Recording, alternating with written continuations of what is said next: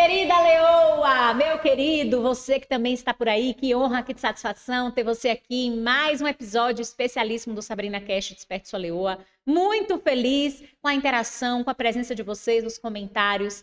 Tem sido transformador trazer para você histórias tão fenomenais como a que você vai ouvir hoje de uma mulher extraordinária, uma leoa que está aqui com a gente. Lídia, seja muito bem-vinda!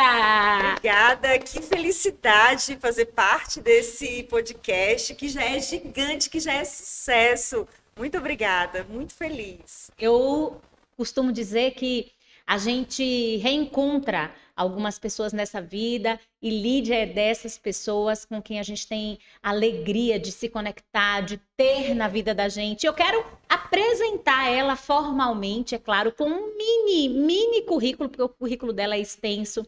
E trazendo para você um pouquinho de Lídia. Lídia é especialista em saúde mental e bem-estar no trabalho. Gente, isso é urgente nos dias de hoje, né? Acho que nunca foi tão necessária a presença de pessoas com esse chamado, como você, minha amiga, e desenvolvimento de liderança e implantação de cultura em empresas. Ela também é mãe da Liz maravilhosa, ela é esposa do Daniel, ela é uma filha primorosa, ela é minha amiga, ela é coautora do livro Leoas, depois a gente vai falar sobre esse projeto.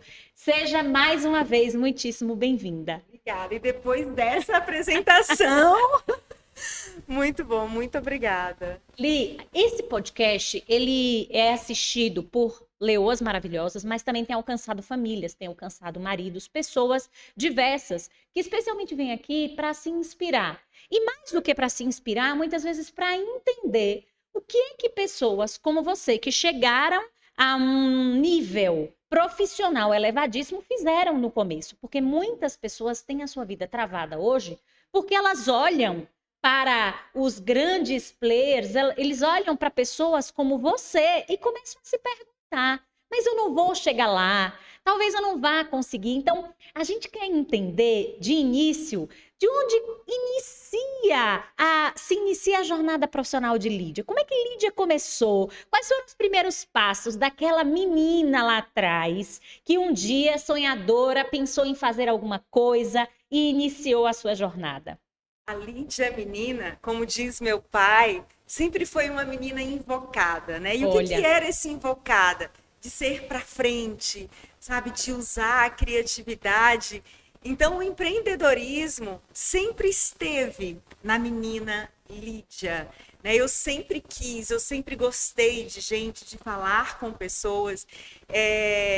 Eu venho de uma família humilde, então meus pais tiveram 3 filhas, e eu sempre quis ter tudo. Eu queria estudar muito, queria ter os livros, queria ter as bonecas, queria ter as roupas. E eu pedia isso, meu pai como provedor da casa. E aí meu pai, uma certa vez, virou para mim e falou bem assim: quando você tiver o seu dinheiro, você banca com o seu luxo, com o que você quer. Aí eu saí e fui pro meu quarto e falei para minha irmã: vou fazer o meu dinheiro. Aí minha irmã, mais nova do que eu, toda feliz, e falou: você tem a máquina de fazer dinheiro? Muito bom! Onde é que a gente fabrica, irmã? Onde a gente fabrica? Isso, eu era uma menina de no máximo 10, 11 anos. E naquela época... colecionava papel de carta. É da sua época também? Total. Nossa, eu lembro da textura das minhas folhas de papel de carta. Eu lembro, eu tenho imagens que você também, do meu álbum de papel de carta. Muitíssimo. Então, quem é aí? Comenta. Quem é da época do papel de cartas? Deve ter. Não, deve ter, com certeza. Essa mulherada aí da década de 80, Sim. de 70. Sim. Então, eu peguei aquela pasta de papel de carta, falei, vou vender. Começar a vender papel de carta. E aí, como uma menina muito apegada aos papéis, bem, vou começar a vender o que eu tenho repetido. Visão, hein? E os repetidos acabaram. E apegada, eu falei, bem, o que eu faço? Comecei a vender os outros. E aí eu percebi que com o dinheiro que eu vendia, eu conseguia comprar outros e vendia novamente e sobrava. E aí eu comecei a gostar desse fluxo. Então eu comecei aos 10 anos no empreendedorismo, sem saber que até o nome era esse, empreendedorismo. E eu gostava de falar, e eu me lembro que não era apenas para vender o papel de carta. Eu gostava de falar o benefício. Ai, que legal. E eu sempre me importei, até hoje eu sou assim, eu brinco, eu não gosto apenas de dar o presente. Eu gosto que ele esteja... que a embalagem também demonstre o amor e o cuidado. E o papel de carta, bonito, bem apresentado, também servia para mostrar o quanto a gente se importava com a pessoa e expressar, porque na época não existia WhatsApp, não existia e-mail, então era na escrita mesmo. Sim. E eu levava isso para as pessoas se importar. Então, comecei vendendo papel de carta, depois fui monitora de biblioteca, depois fiz muito TCC.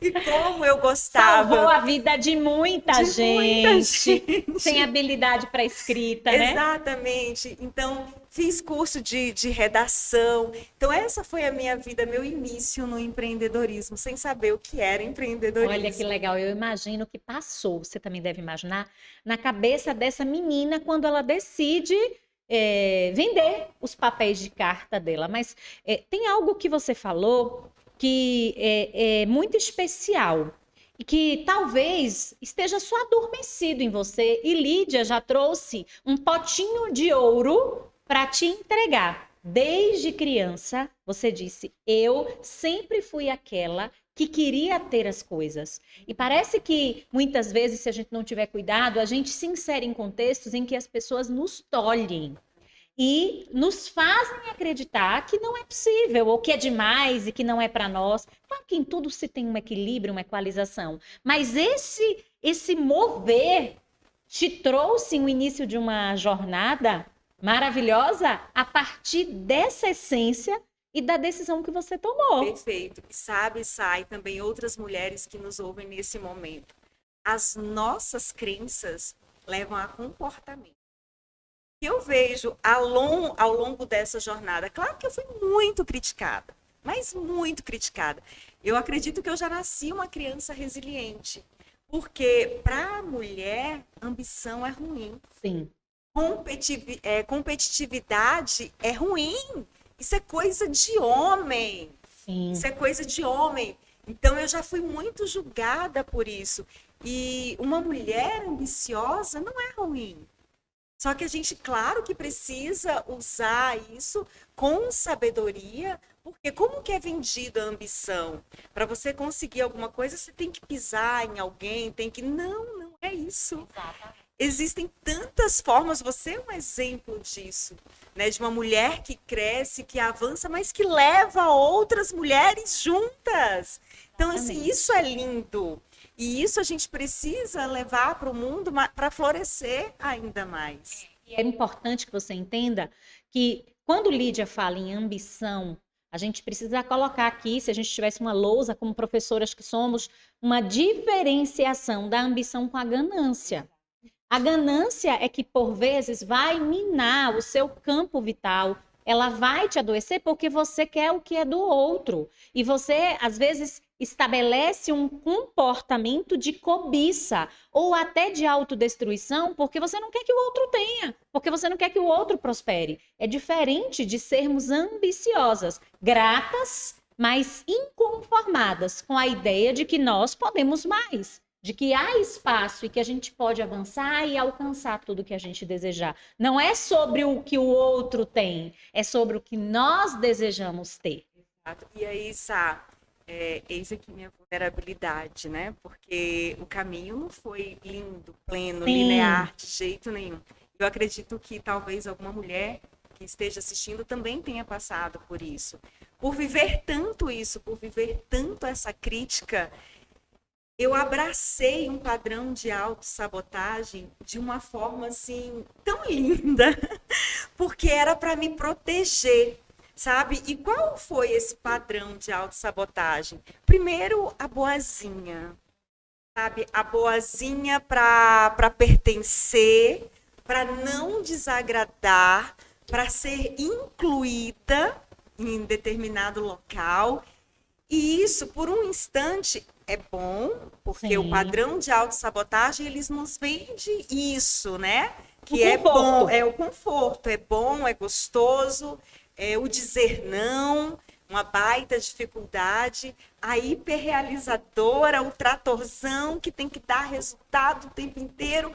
E chega um momento da vida que isso pesa. Sim. Eu tive esse momento. Quando chega esse momento que pesa, parece que não tem mais sentido. Sabe? A carga, a felicidade fica distante. E a carga é tão pesada, tão árdua. Parece que você tem que chegar metendo o pé na porta o tempo inteiro. Exatamente. Não é isso, é sobreviver. Uau, poderoso. E olha o que você falou, não é?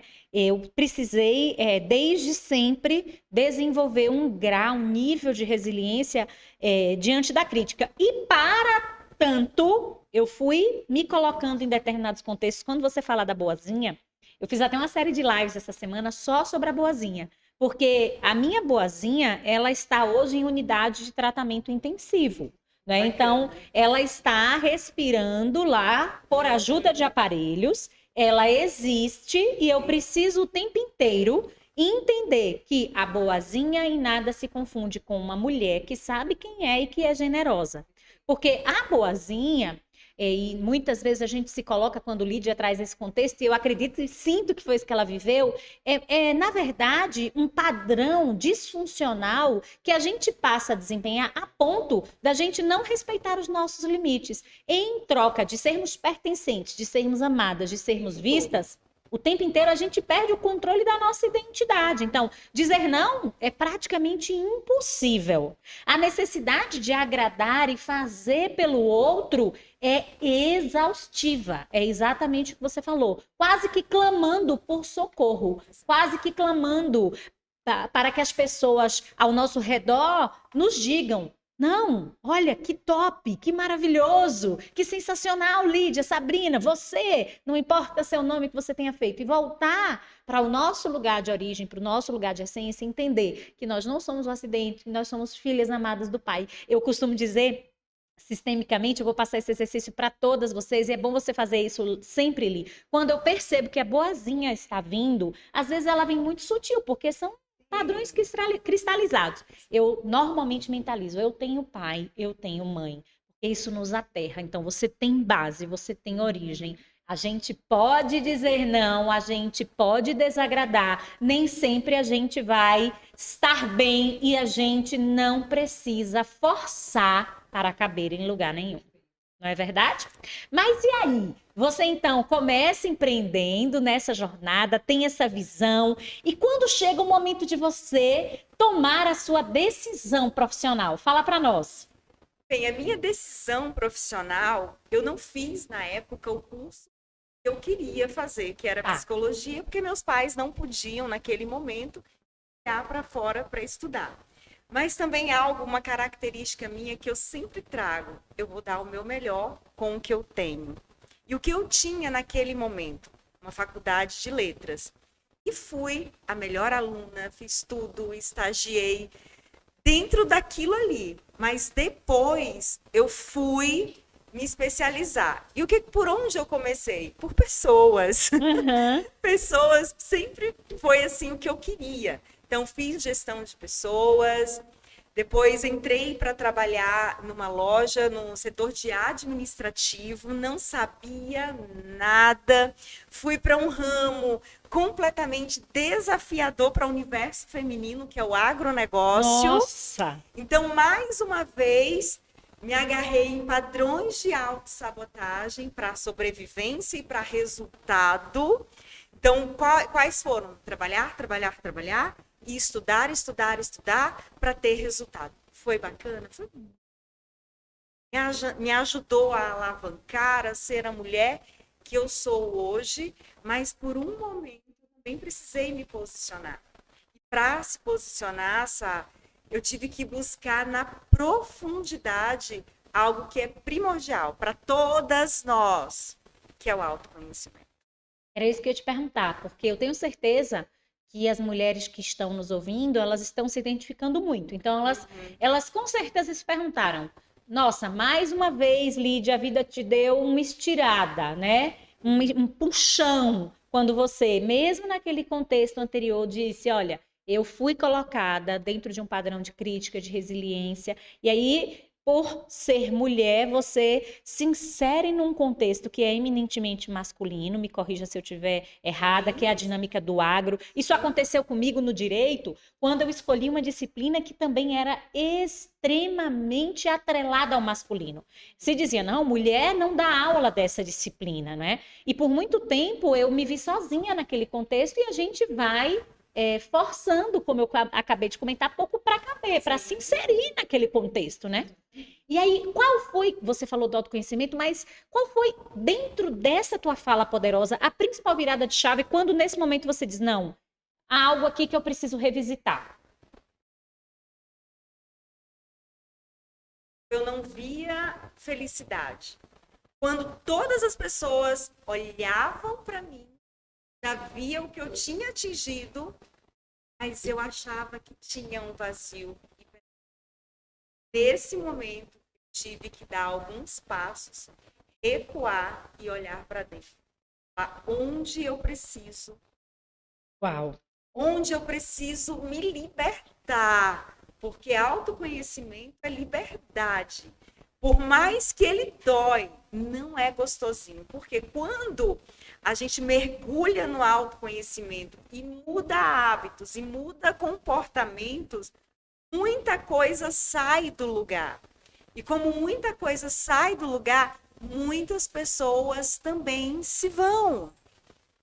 Mas outras também. Então a gente precisa equilibrar, porque toda escolha na vida da gente,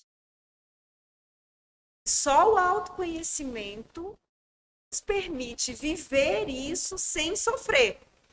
Porque se eu escolho me posicionar de uma forma, eu preciso entender porque algumas pessoas se vão. É um processo que dói.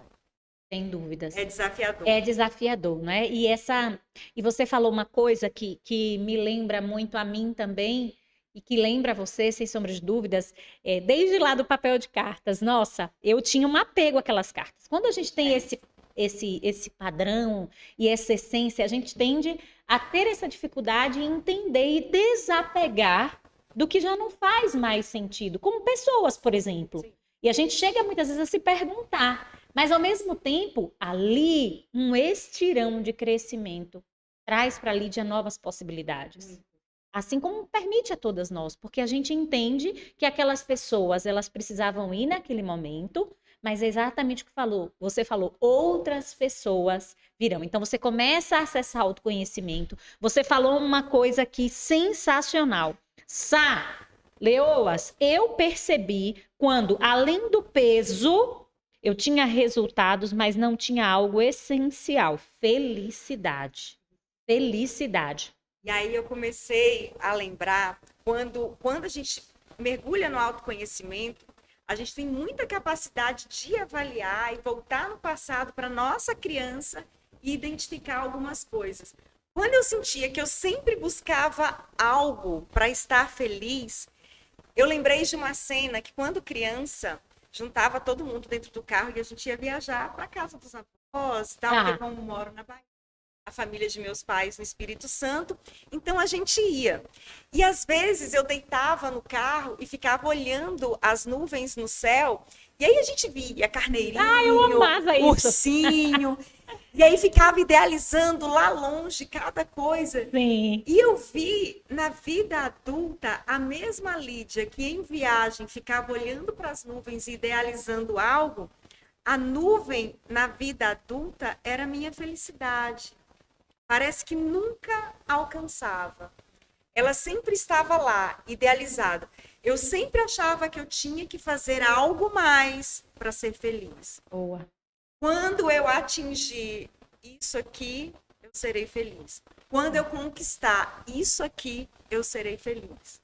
Hoje, a Lídia, que é especialista em felicidade, já foi assim lá.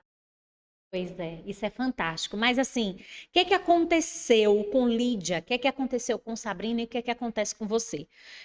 Pelo nosso modelo cultural e a forma como foi possível aos nossos pais, nós aprendemos, cada uma do nosso jeito, que no nosso sistema familiar nós seríamos reconhecidas se nós fizéssemos. Quanto mais nós fizéssemos, mais nós seríamos premiadas, reconhecidas, elogiadas. E a gente tem que observar que a nossa vida ela é pautada numa tríade: identidade, capacidades e merecimento. Só que o que aconteceu com a gente ao longo da história? A gente inverteu a nossa pirâmide. Então a gente traz merecimento na base, ao mesmo tempo aí a gente vai para as capacidades e a nossa identidade está lá em cima. Isso pode estar acontecendo com você. Então você está o tempo inteiro buscando esse sistema de recompensa porque você está só olhando para o merecimento. Mas por que a gente não acessa a felicidade? Porque a gente não foi na camada da identidade. Nós não somos só merecedoras, nós não somos só pessoas capazes, nós somos quem somos. E a partir daí, nós temos dons e talentos, capacidades e nós somos merecedoras. Essa ideia do merecer foi também um movimento muito poderoso de cura para mim, porque eu comecei a entender que ninguém me devia nada. Né? E que eu não estava, eu mereço tal coisa. Isso, inclusive, pode gerar um padrão de adoecimento até em compulsão, porque você merece comer mais, você merece mais um docinho, você merece mais alguma coisa, você merece mais uma compra, você merece mais uma visão pornográfica aqui, né, num contexto mais amplo. Então, você vai merecendo de forma disfuncional. Perfeita colocação. E sabe outra coisa, enquanto você falava, eu me lembrei. Quando eu mergulhei no autoconhecimento, eu sabia de fato qual era meu talento, porque por um bom período da minha vida eu não sabia. Pois é. Já viraram para mim e falavam: Lígia, você é um talento desperdiçado. E eu achava que eu fazia aquilo ali mais do que minha obrigação. Eu era bem paga para fazer aquilo ali. Eu tinha obrigação de entregar aquele resultado. Eu não via que era talento, sabe? Eu não via que era habilidade de fazer bem, de fazer com capricho. Eu não via. Porque a identidade não estava clara, não né? Não estava clara. E aí, Sá, o que eu percebi nesse caminho do autoconhecimento? Porque não é só ter o autoconhecimento. Quando eu dei um check, que na verdade é um check momentâneo, tá, Sim. Leoas? O autoconhecimento que serviu para a Lídia com 19 anos, com 24 anos, não é o mesmo autoconhecimento para hoje. O autoconhecimento é um processo contínuo. Todos os dias precisamos olhar para nós e saber o que nós queremos hoje, o que é importante hoje. Porque os valores da Lídia de 20 anos, quando eu comecei, para os valores da Lídia de 42, são outros valores. Dá mais um ouro em pó. Exatamente isso, porque a gente precisa atualizar as nossas necessidades ao tempo da vida. O grande problema da gente é que a gente acha que a gente é imutável. E nós somos como a natureza se transforma. Se renova o tempo inteiro. E a gente também. E aí, o que eu precisei, além do autoconhecimento, o que eu quero? E aí? Onde eu quero chegar? Porque saber onde eu quero chegar, eu vou precisar dizer muitos nãos, porque as ofertas são gigantescas e nem tudo é pra gente. Boa. E aí volta novamente aquele padrão de autossabotagem. E, gente, o padrão de autossabotagem vem com as melhores das intenções. Vem disfarçado. Vem disfarçado de glamour. Vem disfarçado de resultado. Prestígio. Tudo. E é bom, e é gostoso. Eu não estou dizendo que é ruim. Ele vem da melhor forma. Só que aí, o que eu quero?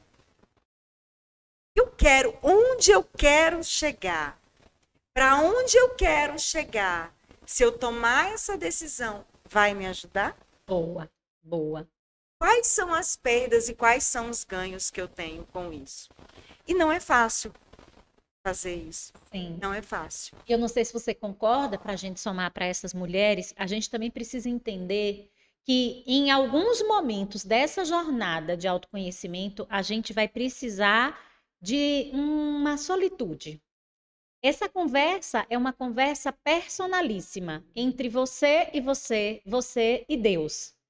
Porque se nós não tivermos esses momentos, a gente vai continuar, não sei se você concorda, embaraçada em outros modelos de pessoas que são fantásticas, Sim. Mas que têm uma lista de prioridades, que têm princípios, valores e chamados diferentes dos nossos. Perfeita colocação. E aí não sou eu, é o que o outro me disse que seria. E aí entra duas coisinhas que são bem delicadas, mas necessárias. Primeiro, a comparação. A comparação e a culpa. O que é isso?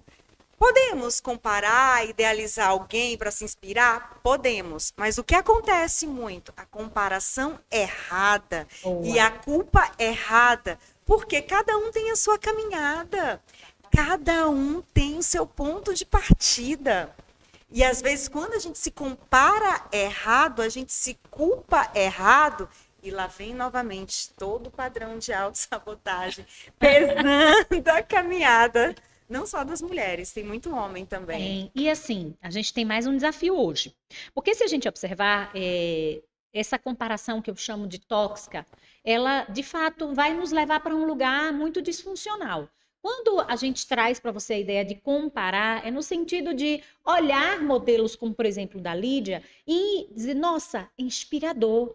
Olha de onde ela veio, olha que atitudes ela tomou, olha que decisões, olha a construção que ela fez. Fantástico. E aí você filtra, assim como você faz comigo, você aplica para você. O grande problema hoje, que eu acho que a gente vive um verdadeiro movimento epifânico, desculpa a dureza das palavras, são necessárias. É que a gente, quando era criança, a gente tinha essas janelas de comparação, por exemplo, com as meninas da nossa escola. Limitado, né? Limitado, né? A gente tinha ali com as pessoas do bairro, às vezes as nossas primas. Eu me lembro, e eu visito muitas vezes nesse autoconhecimento da minha infância, que eu olhava para minhas primas mais velhas e eu não me comparava me inferiorizando, mas eu as admirava, principalmente aquela que é primogênita no meu sistema materno.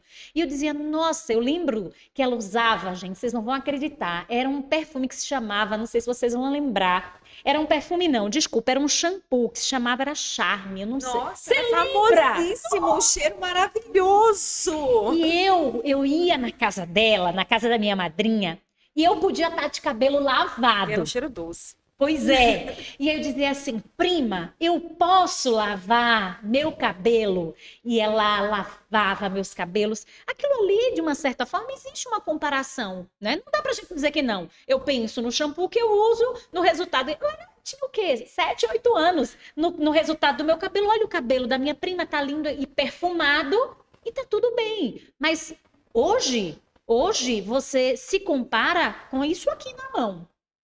É outro mundo.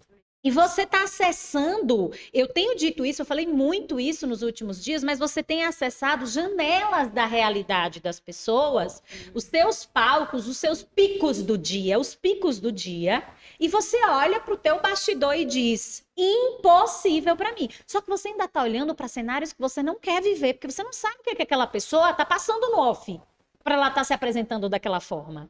Então, assim, de novo, se vocês entenderem que a identidade, ela vem primeiro, que tuas capacidades e teu merecimento, você começa a ter mais discernimento e mais clareza. Como é que você vê isso hoje, amiga? Que palavras no seu coração você sente de trazer diante desse contexto? Realmente, isso é muito presente. E sempre para nós. A gente tá e eu vou dar um vulnerável. exemplo o tempo inteiro. Eu vou trazer um exemplo meu.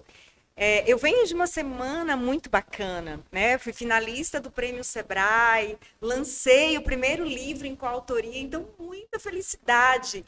Então talvez as pessoas que acompanharam meus stories ao longo desse dia vai falar, uau, que vida incrível! Mas ninguém sabe o quanto eu chorei de quarta. Eu posso imaginar. Ninguém sabe os desafios, os picos e vales que aconteceram. Ninguém sabe.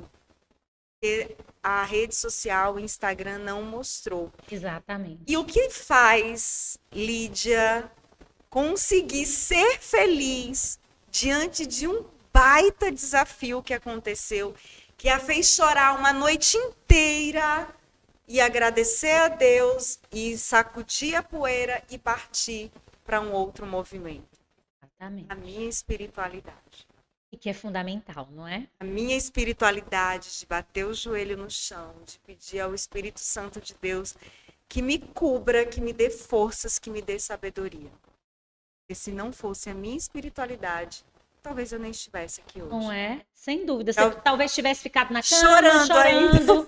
Sim, sem dúvidas. Você falou tanta coisa linda e eu me lembrei aqui, senti te falar também nesse espaço de vulnerabilidade. Eu acho que só tinha falado isso para a Cris e a gente fica se perguntando, né? Eu recebo muitos comentários bacana, muito carinho na minha rede social, mas tem mais ou menos um mês que eu recebi um direct assim. Te acompanhar na rede social é me sentir um lixo. É forte. Me sentir um lixo. E eu, por um momento, fiquei ali extasiada com aquilo e eu fiquei me revisitando, porque a gente também começa a se perguntar. Sim.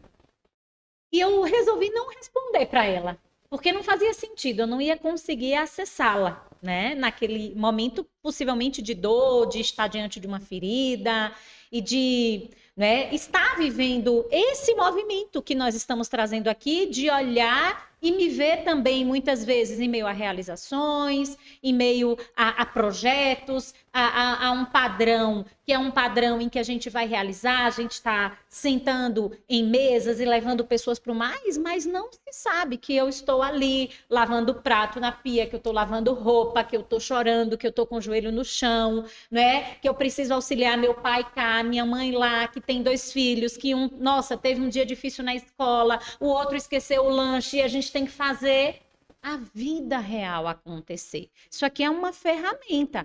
Eu acredito que eu não deva trazer isso aqui como o quintal da minha casa, porque a minha rede é aberta, não sei como é que você pensa, Li, e ao mesmo tempo a gente vai selecionando o que nós entendemos. A gente tem esse livre-arbítrio de trazer aquilo que faz sentido. É o que a Lídia falou. Não fazia sentido para ela estar postando na madrugada que estava sentindo ou chorando alguma coisa. Ela poderia fazer, nada é ilícito, nada é proibido. Mas assim, é isso que a gente precisa entender. E quando a gente assiste também pessoas, porque nós também somos telespectadoras e a gente tem que ter esse discernimento.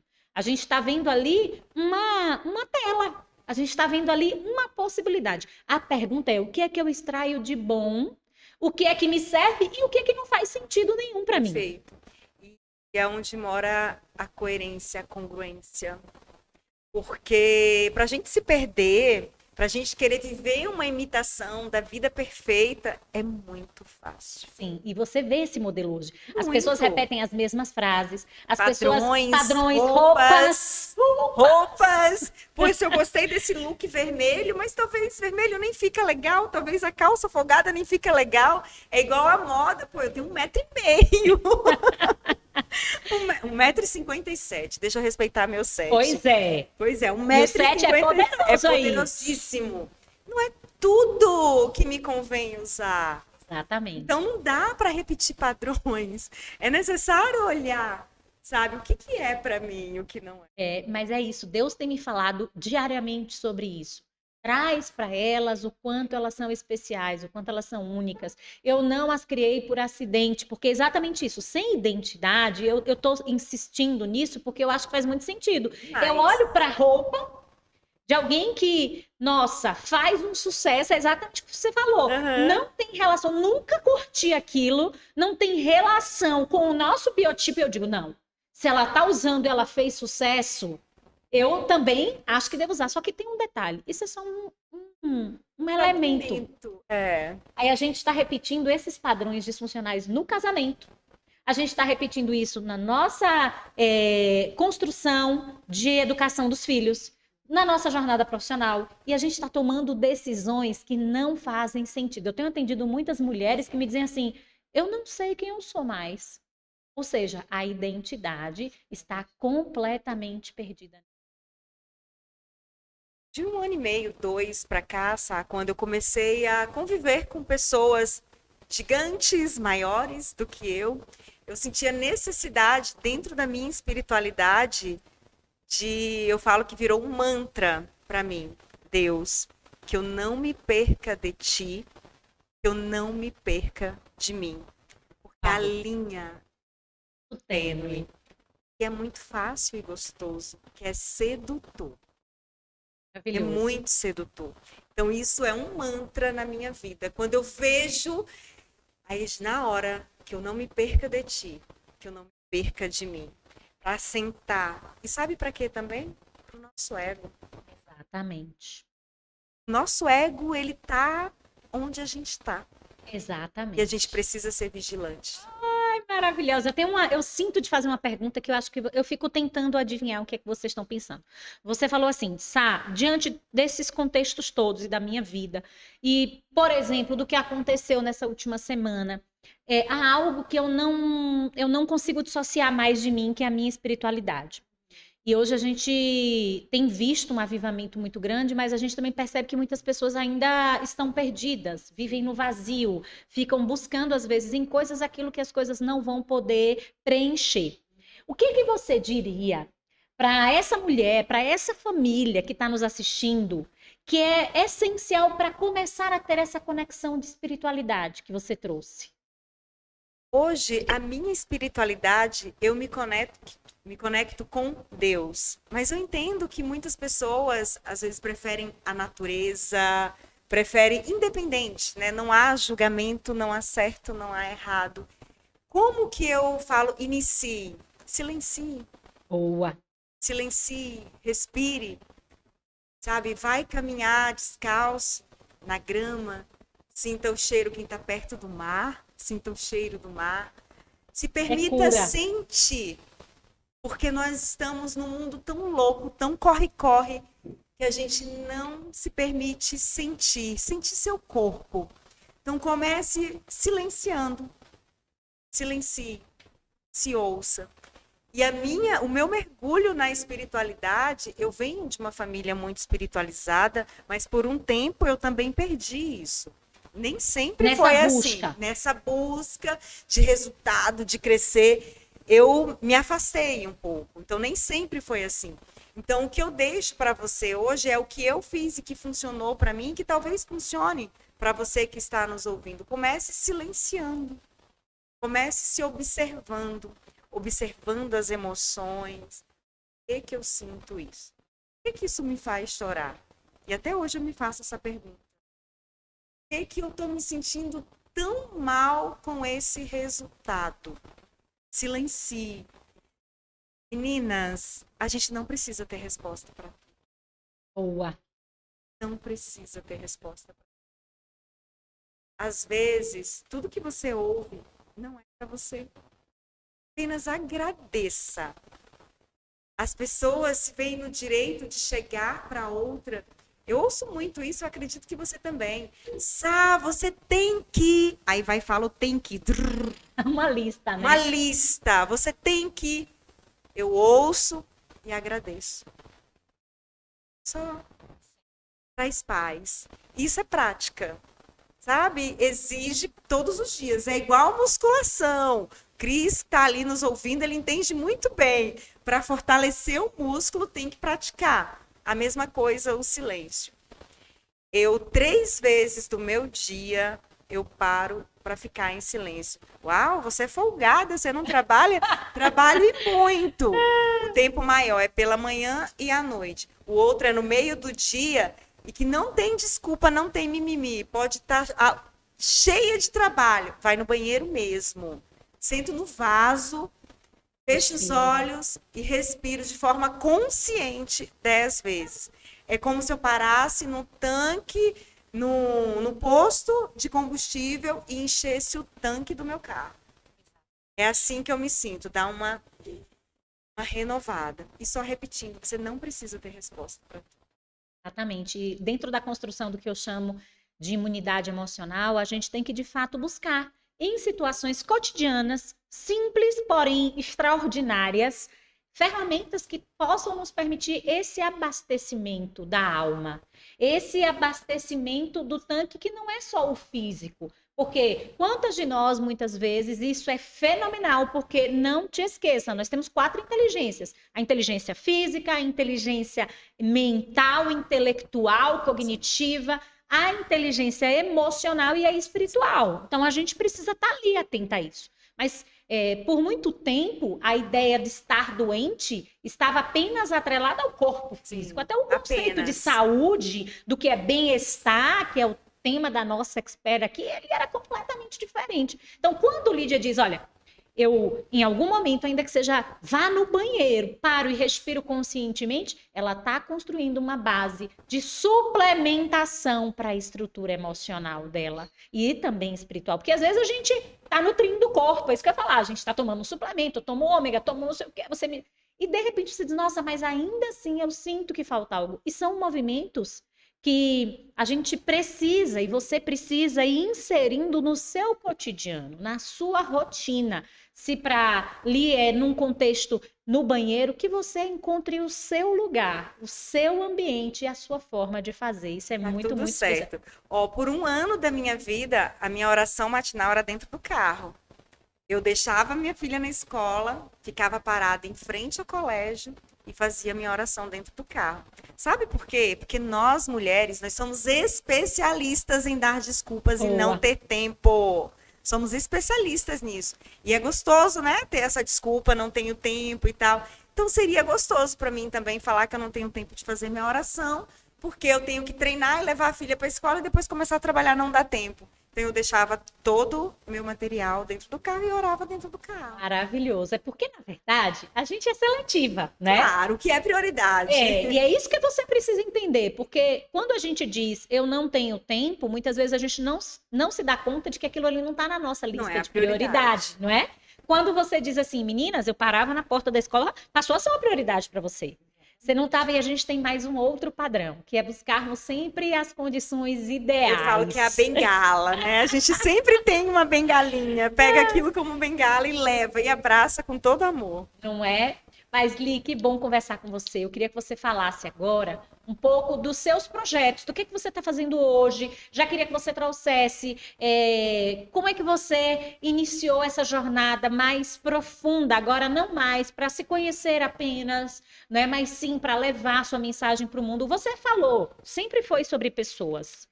Isso já está documentado e sacramentado para a imortalidade. Seus netos vão ouvir esse podcast e vão dizer, olha, vovó, ela já falava que desde criança ela tinha essa paixão por pessoas. Fala um pouquinho para nós dessa jornada maravilhosa. Como é que você foi levando isso para a sua esfera profissional? Quando eu já estava há longos anos, né, no comércio, varejista realizada, eu percebi que faltava mais. Faltava o transbordar do propósito. Porque o propósito não é sobre a gente. O propósito é sobre o outro também. Cuidar de gente, né, que é o que eu faço hoje. Cuidar das pessoas para que as pessoas evoluam e dê o seu melhor no trabalho.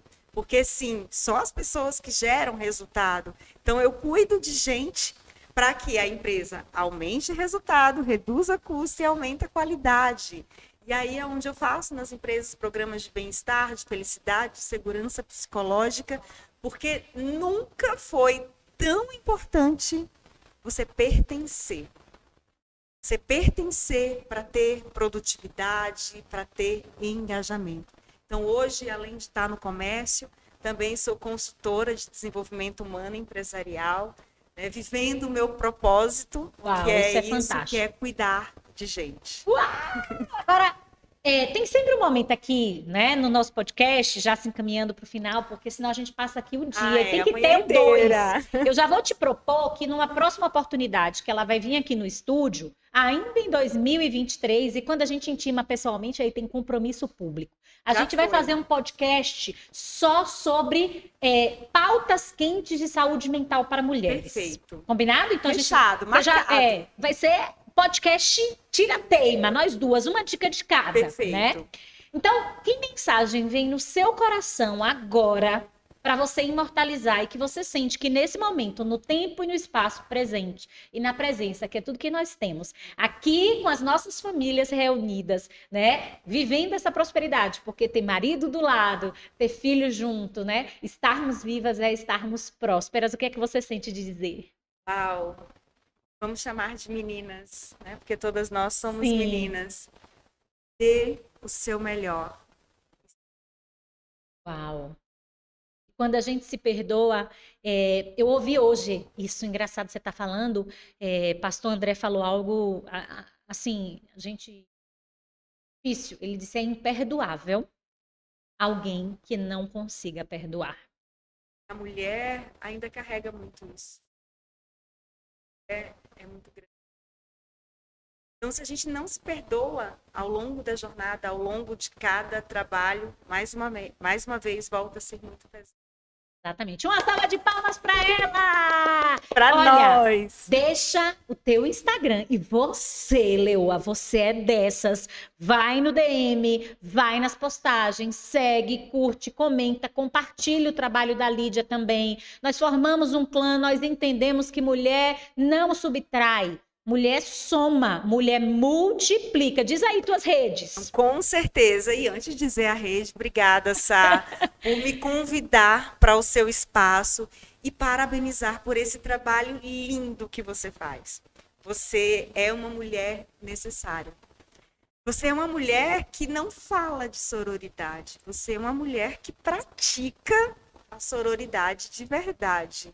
Então, muito obrigada. É uma baita honra pertencer ao seu mundo, porque eu me sinto pertencida. Eu vou me emocionar. Podemos, viu? Porque somos choronas.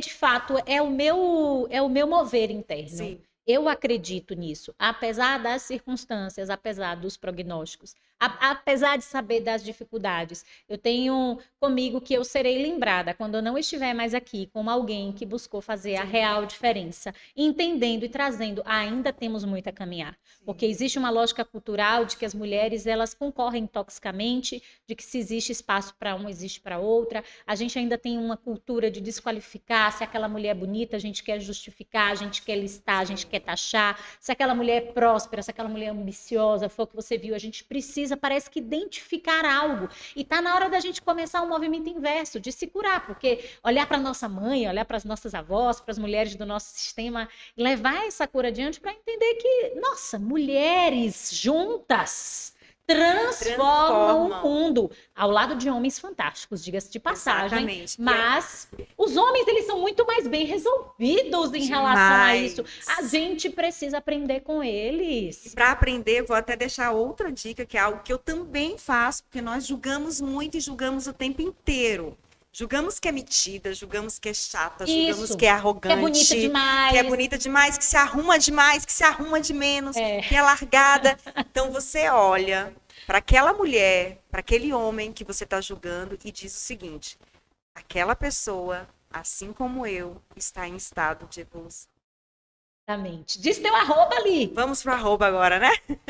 Lídia Ferrari C. Em todas as redes. Estou em tudo. No TikTok, no Instagram, no YouTube e no LinkedIn. A gente vai deixar também as redes aqui na descrição. E, obviamente, que para finalizar também, adquira o nosso livro Leoas, tanto nas minhas redes quanto nas de Lídia, tanto faz. Adquire o seu livro, a gente manda com uma palavra, com uma mensagem muito especial para você. Esse livro é uma ferramenta poderosa de mulheres incríveis para que você possa transformar a sua realidade. Olha aqui o livro, tá?